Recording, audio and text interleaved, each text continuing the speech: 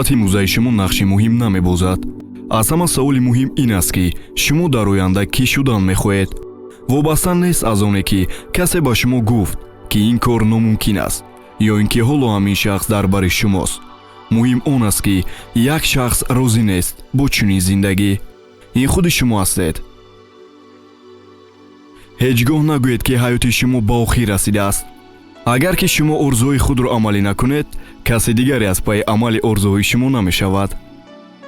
боз як чизи дигаре ки бисёр орзуҳоро барои маккорона ва ноаён аз байн мебарад, ин фикрҳое ки дар хотираи мо пайдо мешавад ва мо ба онҳо розӣ мешавем. ба монанди ин: ҳоло вақти он нест ки аз пайи амали орзуҳоямон шавем, баъдан аз паяшон мешавем. дар хотир доред ки вақти мувофиқ барои амалӣ кардани идеяҳои нав ҳеҷ гоҳ пайдо намешавад. ҳангоме ки нақшаҳои худро ба қафо мегузоред, шумо аз онҳо дур мешавед.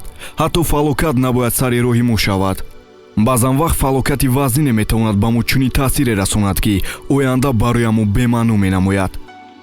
дар чунин ҳолат мо бояд дарк кунем ки офатҳо аксар вақт имконияти ояндаи беҳтарро ба мо медиҳанд.